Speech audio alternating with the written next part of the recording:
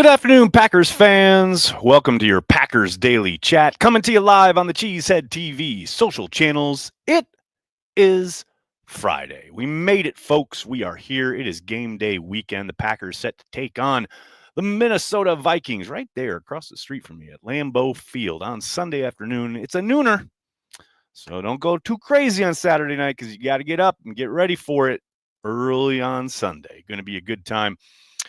Of course, the injury report dropped a little bit ago, and holy cow, there are roughly, and this is just a guesstimate, not actual numbers, but 4 billion people on the injury report. I kid, of course. The Packers, as they are wont to do, probably doing a little over-reporting here. You take a look from our friends over there at ThedaCare. Yeah, that's a lot of folks on the injury report. Of course, the two that are out, designated as out, we would have assumed going in, Jaden Reed, who returned to practice today, the big headline, and Nate Hobbs, who has not practiced. So not really a surprise there. Of course, Quay Walker being listed as doubtful. Don't love it. Did not participate all week in practice. Got to think they'll probably be turning to Isaiah McDuffie, though I do really, really hope Tyron Hopper gets some run here. But overall, everybody, as you see, that has a designation is questionable outside of those guys. So we'll see what game day brings. But yes, the big headline, Jaden Reed returning to practice after we were teased earlier in the week with some social media from Jaden. And then Wednesday comes and he doesn't practice Thursday, but is out there on Friday. Interesting, to say the least, specifically one day after Matt LaFleur was asked, would you normally bring a guy back on Wednesday so he has the full week, etc.? Says, yes, that's how we would normally do it.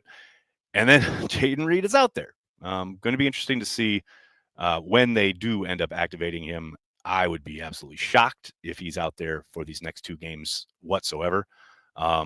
Probably still an outside chance that he's up for the Bears game in 3 games. But even then, they could take it past the Bears game and then activate him the week of their preparation for Denver, which is honestly, if I'm a betting man, that's probably where I'd go.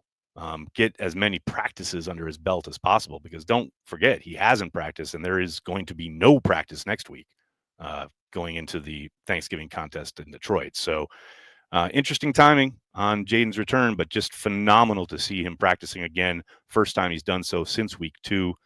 Absolutely outstanding. Loved getting him back out there. Love the potential that he brings to this offense. Sure looked like he was primed for another really productive season there, those first essentially game and a half.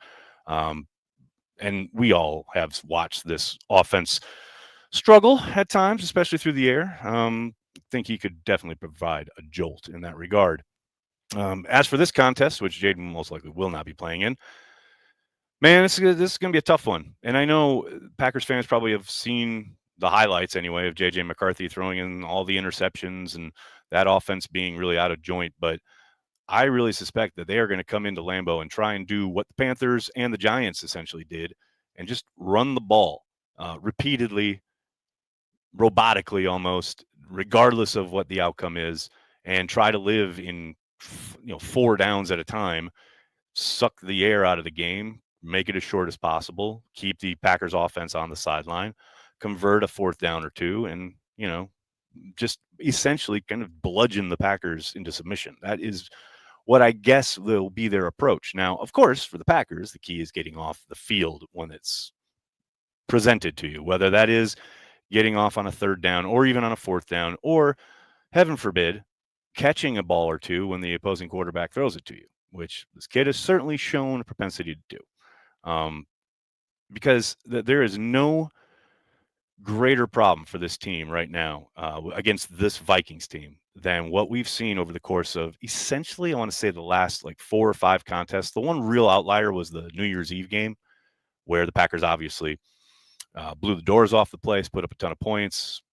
But outside of that game, the Vikings have done a very good job of putting the clamps on Jordan Love and the Packers offense. And the Packers have had to play from behind in most of these games. And on Sunday, I just hope they come out and they are efficient on offense and actually potentially take control of the game early. I'm not saying they got to receive the ball if they win the coin toss. I get the idea of doubling up and all of that. But, man, it just it has to be a game where they're not down 14-0 in the first quarter yet again. But the last couple times they've faced the Vikings, Jordan's numbers at the end of the game have looked pretty decent, but most of that production has come with the Vikings protecting a 2-score lead in the second half.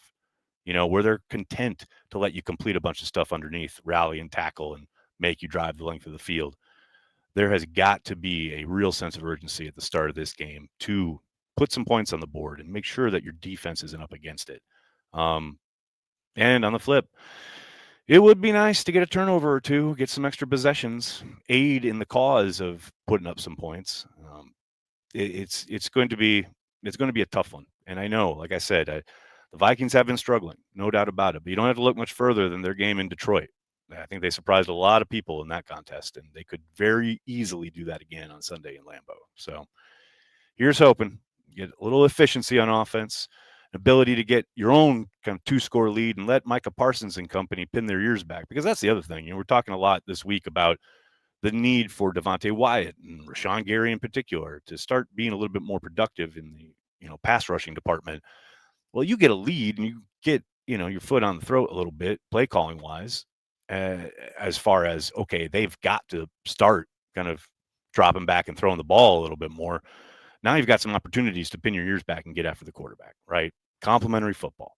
It is going to be desperately needed in this game because, like I said, man, this is a defense that has given Love and the Packers a lot of trouble when they've had their full complement of, oh, well, we're going to obviously present lots of mug looks. They like to keep you guessing as far as who's coming and who's going.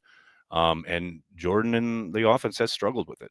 No question about it. So hopefully get off to a much just cleaner start in this game and get a lead and let that defense cook.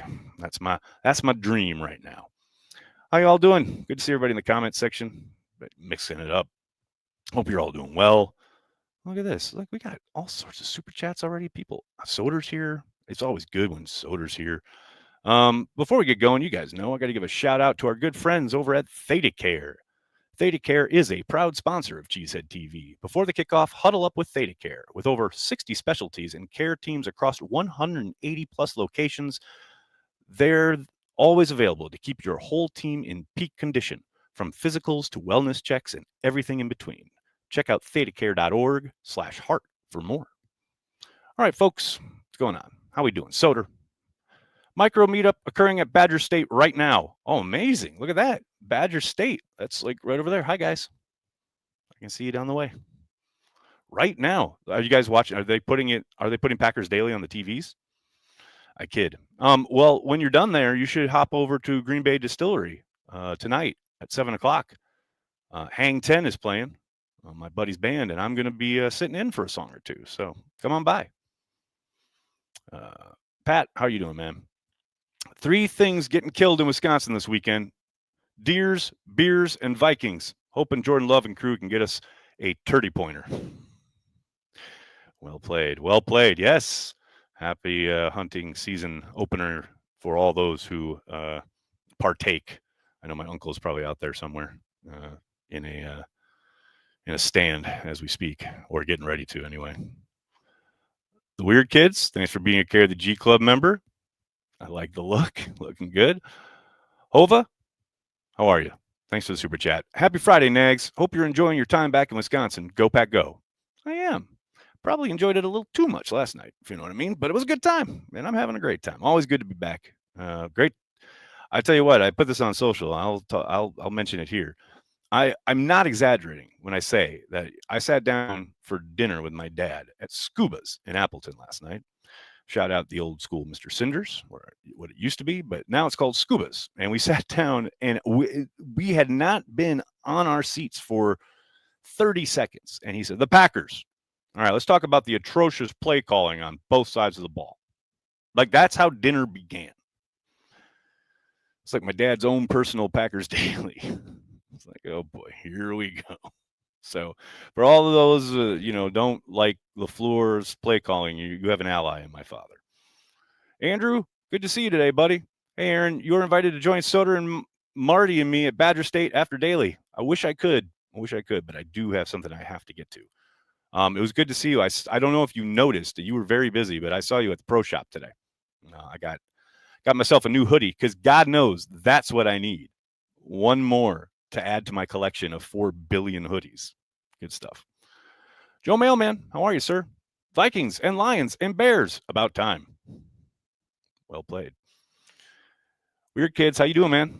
Released an article today on the Packers putting players out sooner after injury last 2 years. Need read out there, but hope it's done at the right time. Well, yeah, I mean, think about the fact that he's coming back from 2 separate injuries, too. You know, it is not just the collarbone, but also the, Jones fracture that he was going to play through. But then, since he had broken his collarbone, had the surgery, I suspect they will be sufficiently cautious with this one. Would be my guess. Don Vito, how are you, buddy? If Jordan Love threw a game-ending pick at the end of the game like Josh Allen, media would torch him. I'm not saying, but I'm just saying. Yeah, you're not wrong, man. But also, Josh Allen's won an MVP. You start building up some armor when you do that. And plus, he's been an amazing quarterback for years now, right? Like, Jordan's just still in his 3rd year as a starter. People are still trying to, hold on to some priors, etc. So, the more big-time moments, the more consistently great performances that Jordan puts together, the more seasons like that he puts together, the more there's going to be some accident forgiveness when it comes to the narratives, right? But right now, he's still a young quarterback. And I know everyone's like, well, you sat on the bench for 3 years and he's not a rookie anymore. He's not a young guy anymore. He is, in the sense of how many years he's been a starter, how many games he's played in the NFL.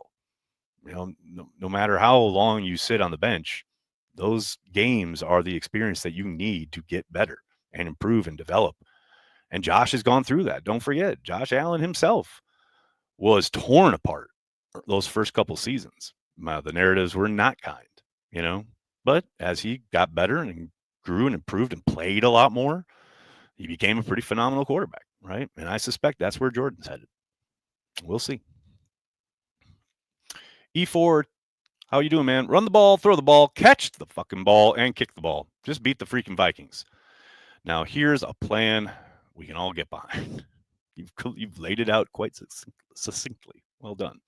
FMCH, thank you, sir. I hope Matt LaFleur doesn't go all standard Packers MO and plays McDuffie over Hopper. You know that's going to happen. And look, it's probably not even really LaFleur's call. I'm sure he signs off on whatever happens, but that's probably Hafley's call, and I would suspect it will be McDuffie over Hopper. I don't say that with joy, but that's my suspicion. We'll see. Maybe they surprise us. Maybe we go out there tomorrow and Hopper's the mic. I doubt it, but we'll see. Go Pack. How are you, man? Awesome hearing your voice in the press conference. Oh, thanks so much. I had a couple more questions to ask, but I think I'm going to save those for Monday. I know the beat's so funny because Schneidman was like, all right, let's keep it under 3 minutes because they, after every press conference, they, as a group, produce the transcript for everyone to work off of. And the longer you talk, the more transcript there is to do. And so I didn't want to elongate the affair any longer than it needed to be. But I did want to ask LaFleur about that idea of trying to find plays that have been successful against your divisional opponent that maybe requires you to dig a little deeper in the bag, because there is so much familiarity between these teams. A lot of these game plans start in the offseason, when they're kind of trolling around for what's worked against Flores' defense in particular, man. I mean, that's a tough nut to crack. I think they're hovering around top 5 for scoring defense this year. They're pretty damn good. Cheeto, thanks for the super chat, man. Feeling like we are going to make the Vikings our collective bitch. Unleash Parsons and company. At least 1 pick 6. We win 27-0. I love this dream. I'd love to be part of it. We'll see. I suspect it'll be much closer than that. I think this is just the nature of the league now. The 1-score games are in abundance week after week. And divisional games are always tough, regardless of who's hurt and how teams are doing what they, the old cliche, throw the records out. It is very true, especially against this team. So I'm dreaming of it. That'd be lovely. I'm all about that life, but I suspect it'll be much closer than that. Kelton, thanks for becoming a Carry the G Club member. Really appreciate the support. Thank you. Len Beebe, have a Carry the G for me. I will, sir. Thank you so much for bringing me some Carry the G in New York. Greatly appreciate it. NA Productions, how are you, man? Flying out to Green Bay tomorrow. First game since 2021. Oh, hell yes. You're in for a treat. It's going to be a good time, man. Going to be a vibe. Weather's going to be perfect. Cannot wait. Don Vito, thanks again, man. I know it's a home game, but the Viking horn is god awful, and so is fantasy football. Super chat brought to you by ThetaCare and Nicolay Law Office. There's a lot of levels to that super chat, man. The Viking horde is god awful. And what's so weird, this is a team in the Vikings that has been like false starting at record rates. I think they had 6 false starts against the Bears this past week, and then 2 weeks ago against the Ravens, they had 8 false starts. Those were both home games. You know, so man, need the Packers fans to make a lot of noise on Sunday and get these guys jumping. Need those extra yards. I'm all in on that. Oh, Braden, you are 1,000,000,000% correct. Big day to contain 33. We all know what he can do. Absolutely. And they've really leaned into him and Mason over the course of the last couple games. You know, obviously the quarterback is struggling and makes a world of sense to button it up and run the football. And that's what they've tried to do. And I suspect that will be their approach on Sunday. You know, they're having real issues trying to push the ball down the field. I think you're going to see a healthy dose of Aaron Jones, and not just in the run game, but in the passing game as well. Screens and whatnot, and probably angle routes, stuff like that. They're going to get the ball in his hands without question. Aware, thanks for the super chat, man. The difference in the Vikings is Jefferson. We have to get off the field on 3rd down. We winning, though. Go, Pack, go. I think the sense of optimism there at the end is appreciated. Yeah, Jefferson's been a little frustrated lately. You can tell. You go and watch those games, man. He is certainly getting frustrated at times, but he's still way, way, way, way too talented to, you know, not worry about, obviously. And he is a monster difference maker. And you can bet. Don't remember last year when they had that double move on Nixon drawn up right out of the gate, their first drive, and that was Addison. Either one of these guys, if they get an opportunity and get the look they need, they want, they'll take their shots. No question about it. Now, can the kid get it to him? That remains to be seen. Hova, what's up? 27-23. Go Pack. I like where your head's at, buddy. Thanks again. Well, what is the kickers poll about on the channel post? Just kickers, yes or no? You know, I was sensing that a lot of the tone of the posts were coming from like my end of Cheesehead TV, like, you know, the question about Malik Willis and should they put a package together where they utilize him in short yardage. That sounds like something I would ask. So I wanted a question that would sound like something Corey would ask, which is kickers, yes or no? Seems pretty straightforward. And I am fascinated with the results so far. I will say. Jody says, blitz the crap out of JJ. I know that's kind of the feel, right? You want a young quarterback who is struggling, get after him with your pass rush and or pressure packages. I suspect they don't do that. I think they're going to play a bunch of coverage, mostly because of the receivers we were just talking about, right? That doesn't mean you can't pressure him. I'm sure they will at times and in certain situations, but I think for the most part, you're going to see a lot of coverage and a lot of 4-man rushes because, you know, those receivers are so talented. Doesn't take a whole lot if you get them one-on-one opportunities to say they're supposed to be running a slant, but they see they got one-on-one and they convert it to a fade and they've beat Nixon or Valentine or whoever off the line. You know, for all his struggles and all the problems that McCarthy's having, he can still hit a fade here and there, you know? So I get that temptation, but I suspect Hafley won't dial it up too much. Again, I think he'll have some flavors at times, but I doubt this is a heavy pressure game. I'd be surprised. I love it. Jim, without kickers, they would have to call it just ball. Sounds good to me. I like talking ball. I'm in on that. Mike. I love Hafley, but every time I hear him in his press conferences, it seems like he is unaware that you can blitz on 1st down. He seems to think it has to be 3rd and long to send a blitz, and it drives me nuts. Mike, obviously Jeff Hafley has forgotten more football than you and I will ever know. However, I share a bit of your frustration. This is what I'm talking about when I talk about like trying to dictate a little bit more, maybe throwing something at the opponent, and not just a young quarterback, but any opponent that possibly you don't do a ton of.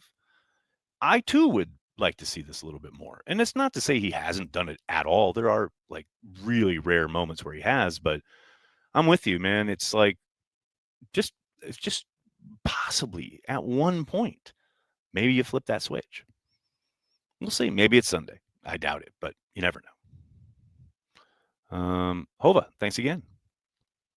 Currently not worried about Aaron Jones, but more worried about how the Packers defense tends to make washed up veterans and rookie quarterbacks look like MVPs. Man, Aaron Jones is not washed up.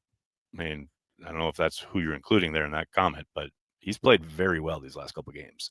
And I'll tell you what, he has not lost a bit of polish on his pass protection.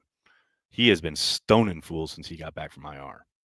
So, as we were just talking about, you want to blitz him, you're going to do so at your own peril. If he's able to block you up, then you've got Jefferson one-on-one, and God rest your soul, you know? So, yeah, Jones is still a factor, a big factor. I wouldn't say he's in his prime anymore. Of course not. He's an older player, but man, he is not washed up at all. What else we got, folks? One division game at a time. Yes, could not agree more. The Orc King. I like it.